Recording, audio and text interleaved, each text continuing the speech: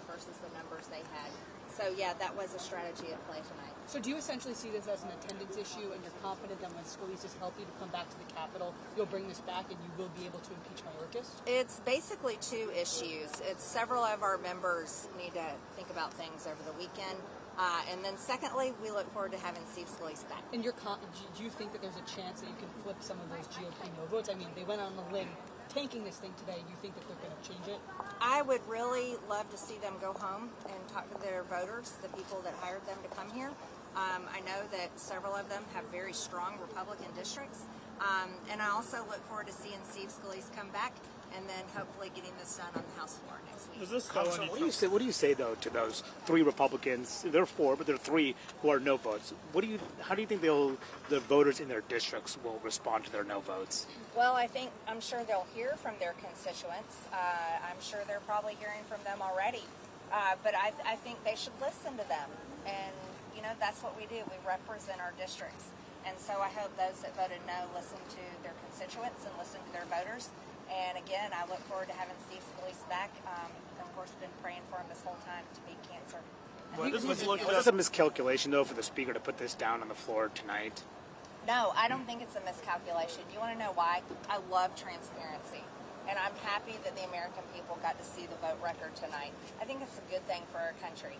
And I think that's the right thing, because then the American people can get involved. They can make phone calls, they can show up, and they can express their wishes, what they want to see their representatives do.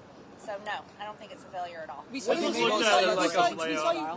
a pretty intense conversation with Gallagher on the House floor when the vote was open. What were you saying, and what was he responding? I was explaining to him that we have 6 pages in our articles of impeachment citing where Secretary Mayorkas has broken federal immigration law, and arguing my points to him that it's the right thing to do to vote to impeach. What was his response? What was his response?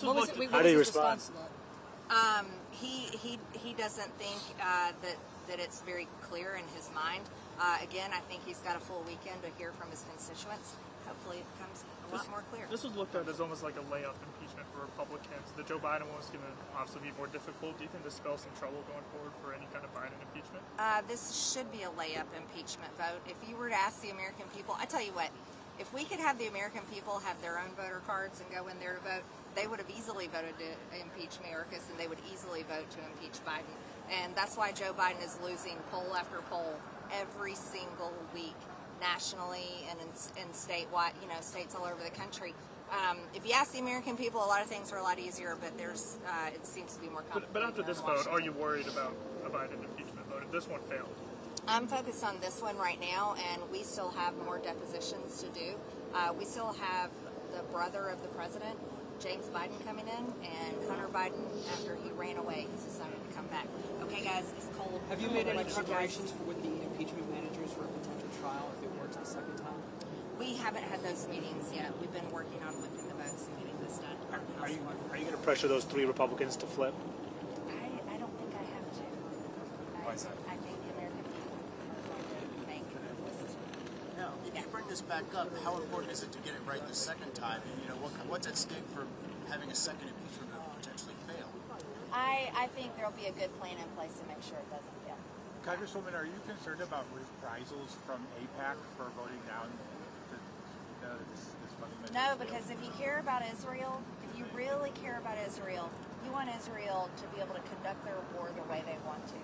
And if the money becomes a hook, then the State Department and the Biden administration will want to get involved and start telling Israel what to do with their war, when to do it, and how to do it.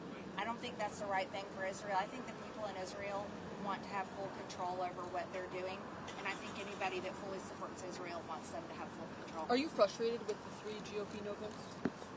I would love to have seen them vote yes. Are you frustrated with how they ended I'll up? answer that after we do the second vote. Yeah.